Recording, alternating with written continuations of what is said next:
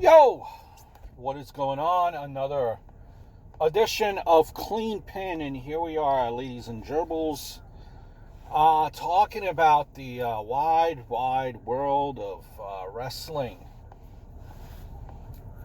Wrestling. A lot of things going down.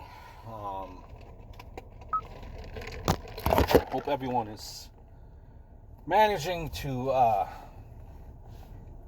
stay safe, stay home except for the bare necessities that you have to do, and hopefully this will be over very soon. So here we are, Cleanpin. A lot of wrestling news, and the thing I want to go over first, probably, or at least where we could start, is the Chris Benoit documentary on Vice, Dark Side of the Ring, I believe it is. It was a two-part episode, two-part series, about 45 minutes each. And this is just my thoughts on it, non-spoiler.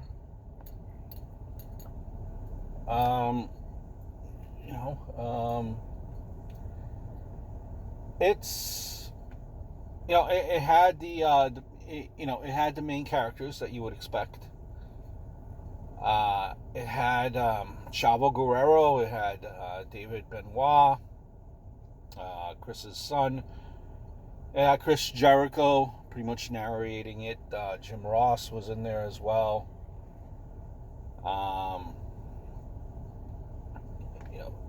Nancy Benoit's sister was in there as well.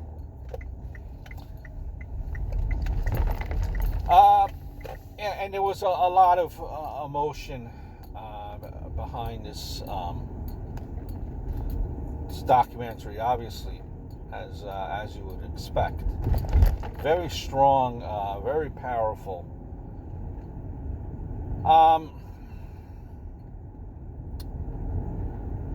See, if you were to ask me, did I like this documentary?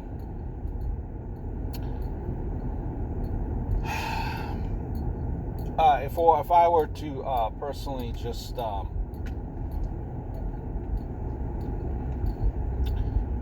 grade it out of 10,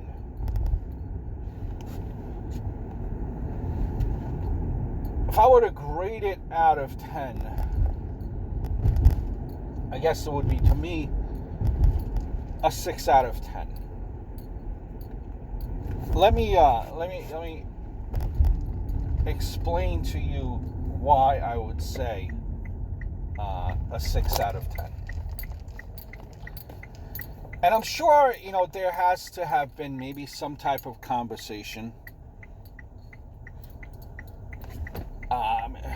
I don't know how this works. Some type of maybe conversation was had to kind of broker out this deal,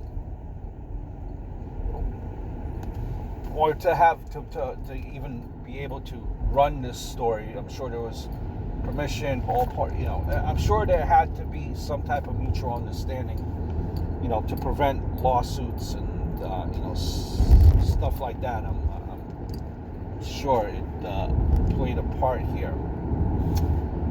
To me, the documentary almost was trying to explain or justify. Now, and nowhere in this documentary were they saying this is the justification, this is the reason why. I just got that impression, to me anyway, that they were trying to hit home that narrative of why Chris Benoit did what he did. That's how. That's what my interpretation was. They were really trying to hit home that fact. maybe I'm wrong.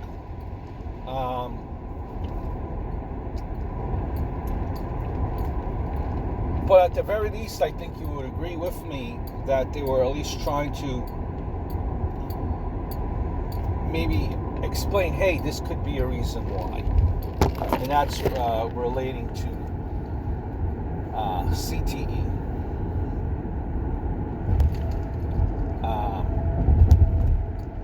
Or, a brain injury. A traumatic brain injury. Ton of concussions they said that he suffered. I think they said that they believed, like, when they were examined his brain, that he had the brain of a 80-year-old, I believe. So it's like they were trying to insinuate to me, trying to hit home that narrative, that this is why he did what he did.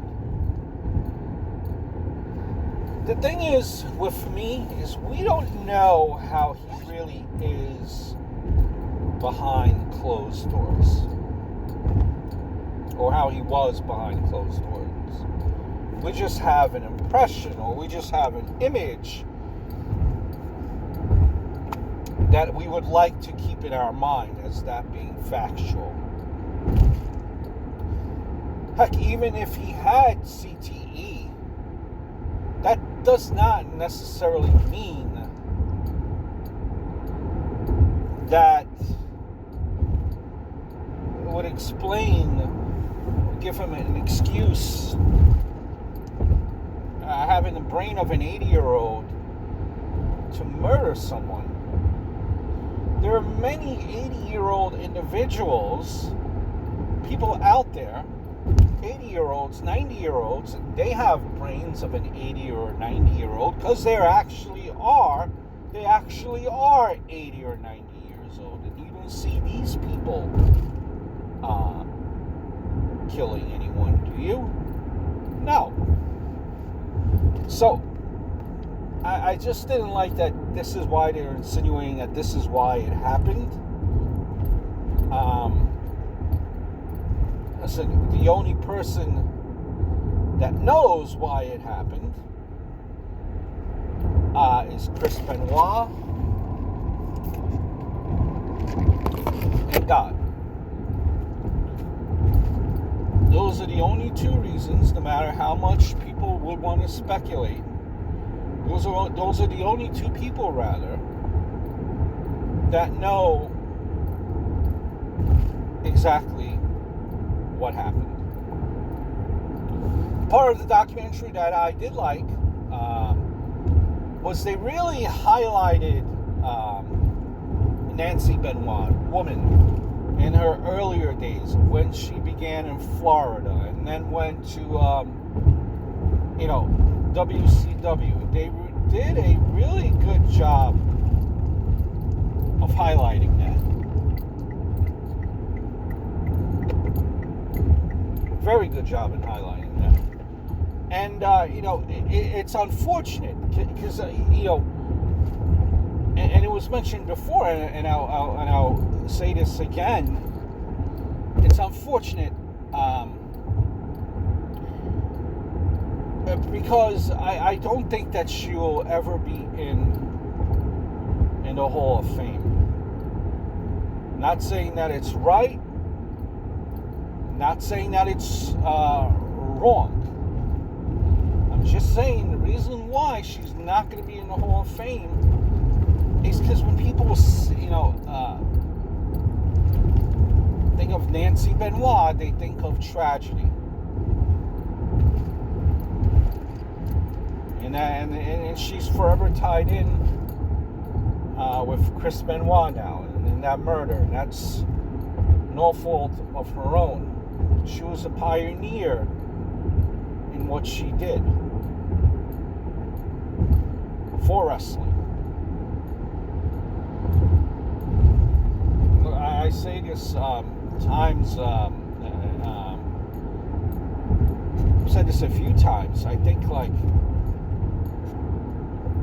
even like a valet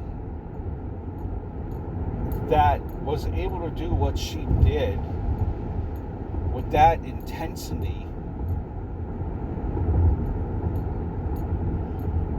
She was the first and only, really.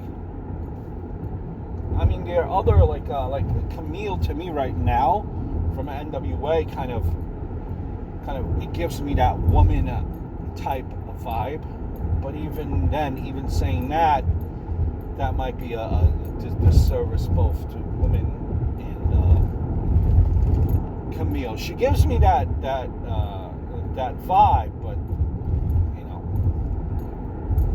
woman, you know, that character, that persona, that presence was revolutionary. You could say China, yeah, you know, China, but you know, China was you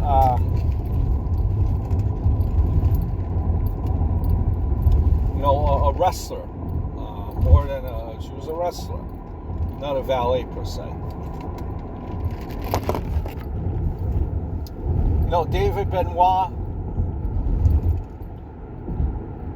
said that WWE did not reach out to him and offer condolences, offer any type of help. You know, that's not right. You know, David Benoit was a kid. Really had nothing to do with it. They kind of gave him the cold shoulder. You know, kind of almost like guilty by association. David Benoit had nothing to do with it. I didn't, you know, like that at all. I do also like the ending of it, and you know, how after many years, you know, Chris Jericho was able to broker out these two people coming back together again as a family. And David and his aunt, after not speaking for so many years since the news broke of the killings. So that was good. And they kind of go into detail, you know, what they've been doing, you know, how that came about. But it was good to see them back together at the end of the film, the documentary. We also been hearing a lot of things about WrestleMania.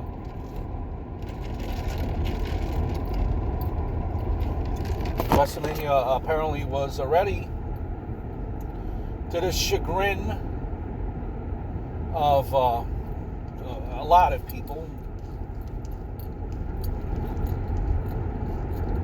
You could probably throw me into that category as well. You know, mostly me. I wanted to see. You know, I wanted to see WrestleMania. WrestleMania to me is done in front of a studio audience, crowd. Wrestlers, performers feed off the crowd. That's why I wanted it to be postponed.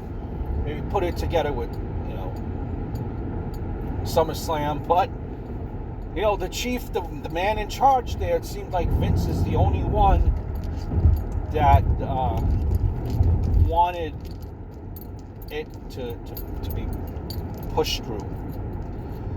And when you look at it now, when you try to kind of grab the pulse of the wrestling fan, I don't think that a lot of wrestling fans are excited about WrestleMania, because, you know, it won't be in front of an audience, and just because of, you know, everything that is going on in general, just a very, very weird time right now with this COVID-19 and everything that's going on. But here's the thing, and I think WWE knows this. They have to hit this out of the park or else it will become, because now, whether stubbornly or whether it's the right thing or the wrong thing, whatever you think, now, one way or another, all eyes are already going to be on this WrestleMania. People are going to be watching either to be entertained, or they're watching just to be ready to be able to crap on this whole thing right from the get-go. So all attention is on the WWE, which I'm sure that they like. That's what they want. They want people to talk about this event, which they have done. But now you gotta hit it out of the park. You definitely gotta hit it out of the park. And how could they hit it out of the park? These are all taped matches. When you tape matches, you have the potential. Remember, when you're taped, you have the potential to edit, to fix things, go back, change, do things over again. Oh, wait a minute. This could have used some of this. They could have maybe used the chair spot. Let's use the chair spot. Let's go and do that. So you have the potential to edit it, and no one will ever know. Because you could look at this 2 or 3 times and be like, you know what? This would look better if we put this over here, if we put that over there. So it has potential to be a enormous WrestleMania. Look, Firefly Funhouse match, that has potential. Boneyard, match, kind of, similar, not exactly that you're going to copy them. They could be like productions like The Final Deletion, in that same realm. Now, they're not going to do this, you're going to have certain matches that are going to be your typical, 3 to 4 or 5 minute matches, and that's it. Sayonara, see you later. But there's certain matches, since you have the time, that you can edit, do over, add certain parts to make this a WrestleMania for certain matches. Like the Boneyard match, like the Firefly Funhouse, like the Randy Orton Edge match, which is, no holds barred, false count anywhere. You have the potential. People are, you might already say that, Randy Orton Edge is the main event, but now you could even hit it out of the park even more than where you are already right now. So this has, potential to be a great WrestleMania if WWE takes the time and looks at it closely. It has the potential.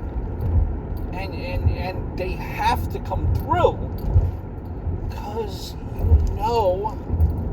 they know that everyone's already, all attention is on them. All eyes and ears will be on them. There is no hockey, there is no baseball, there is no basketball. So now they are on the grand stage. This is what they wanted. Let's see if they could hit it out of the park. And I think they can. They should be able to. This company has been around forever. There's a reason. There is a reason why all these other companies have gone by the wayside. What we want to admit it or not, there's a reason why all these companies have gone by the wayside.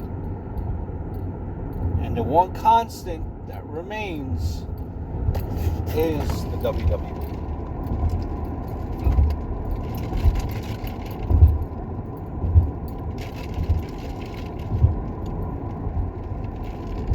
Now,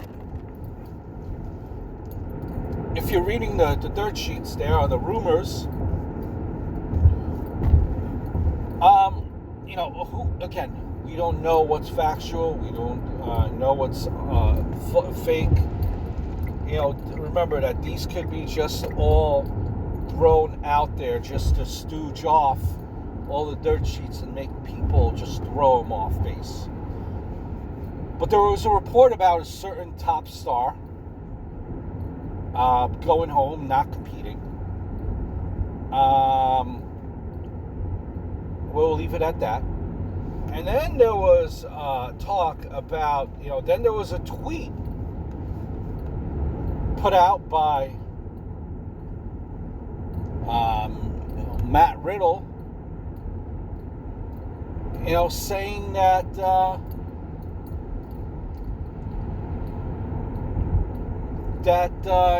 he is willing to face Willie Goldberg if Willie needs an opponent. He's willing to face Willie Goldberg.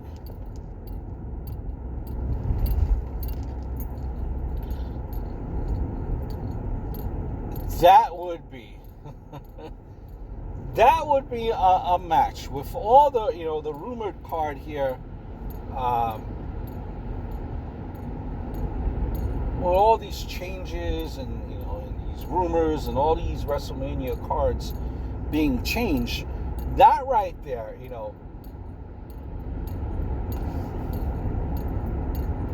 Matt Riddle versus Goldberg, that is something I would love to see, quite honestly.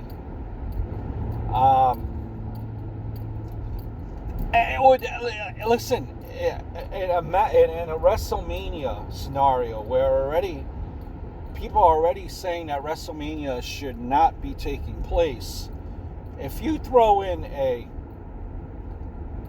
Matt Riddle versus Goldberg matchup, in fact, or even a matchup after WrestleMania, that's an instant feud right away. There's already a storyline about this based on Twitter. Mr. Riddle already saying that, he's saying that Goldberg does not know how to fight, does not know how to wrestle. He was pretty much just at the right place at the right time. So, called him unsafe. If I remember correctly, you could probably...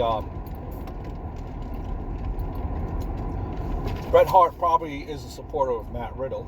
It's safe to say with that line. So, listen, it would be an instant feud. Instant match. Riddle... I don't know. You hear a lot of things about him. Who knows how real, how fake it is, if they're just ribbing each other, if they're not. But it seems like a lot of people in the back hate Matt Riddle. I remember, reading the dirt sheets. People always hated Randy Orton. They were saying that Randy Orton, he didn't have the best of reputations. He was a young kid. Matt Riddle, still fairly young as far as being a wrestler. Remember that he was doing MMA before that. So he's still young. Maybe doesn't know all the etiquette. Maybe he does and he just doesn't care. Maybe Matt Riddle is looking out for Matt Riddle. Now, is that really such a bad thing?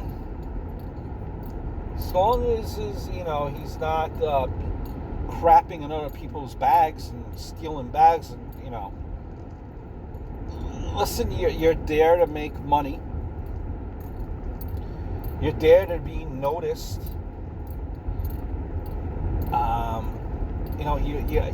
People have to know who you are. How else are you going to stand out?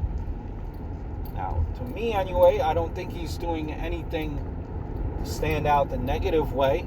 He's not disrespecting anyone's family.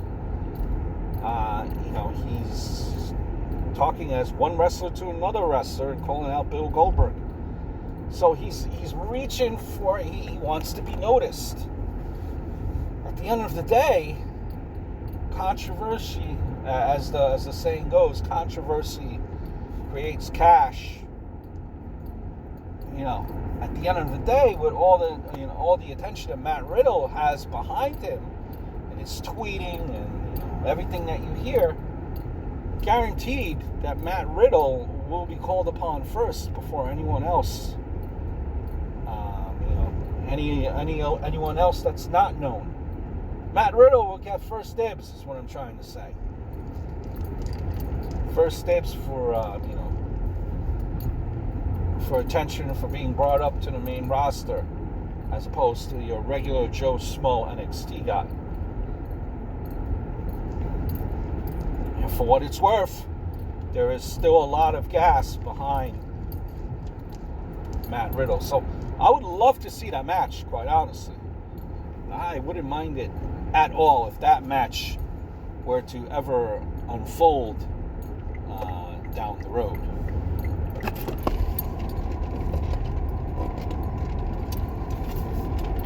Another tough break for one of the members, and this faction seems to be kind of falling apart before it even started. Same for this tag team, kind of stop, start, just can't really seem to get healthy, and you kind of worry about that, because after a while it's like, how much stock, how much can the WWE invest in you if you can't just sometimes, and it's unfortunate, through no fault of your own, if you cannot sustain it. I'm referring to one of the members of AOP now being hurt, and now being off the shelf for 7 to 8 months, I believe is what the timeline is. AOP was just, they took their time reintroducing AOP to us. It took them a couple of weeks. Then they reintroduced him. Then they reintroduced the AOP, brought him on board with Seth Rollins. And, now they're injured. You've been hearing rumor and speculation that Buddy Murphy has not been cleared either. So you wonder, you worry.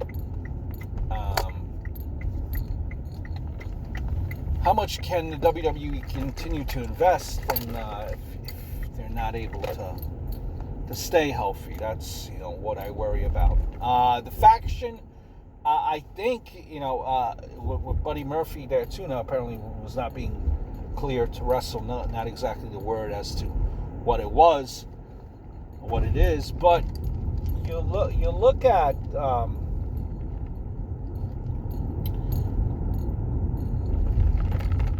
that faction that Seth Rollins had there was a nice faction. I think that they were starting to click together, and each started were kind of finding their roles. You wonder what will happen. And just another tough break for AOP. Another tough break.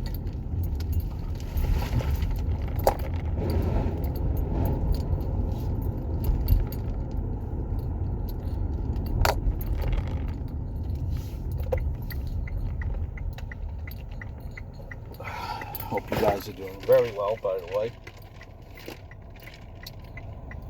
Let's take a little soda break.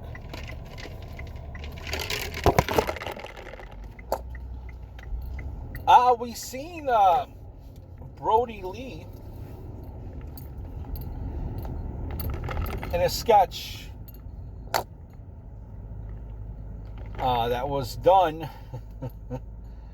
where he depicted, Vince McMahon eating a steak to a T, and how Vince McMahon acts to the exact steak, to the ketchup, done to a T, portrayed to a T, was Vince McMahon by Brody Lee in this week's vignette. Another little pot shot to Vince McMahon. Now, you have to, it's going to come to a point, where you can take all the pot shots that you want. It was funny, but you're going to have to deliver. And I like what I've seen from that character so far. I think we will be seeing kind of a that character kind of a I don't know, almost like a cult-like kind of leader. Very diabolical, very deliberate in his delivery, very slow in his delivery. I think you're going to see, this character has a lot. And you could tell that, these promos are that AEW, when they go out there, it's just, it really is sink or swim. It's where you're going to go out there, you got to show what you could do. And if you're going to sink, there's really no one out there to help you. You got to do it all on your own.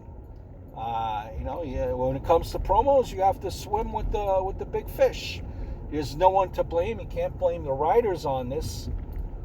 It's you or nothing at all. And I like that promo. It was delivered nicely. He had his first match there, which I think was done well as well. You had kind of the tribute to Bray Wyatt with beginnings of the sister Abigail. Nice little tribute there. I like that move. I like the finisher. I think is very underrated.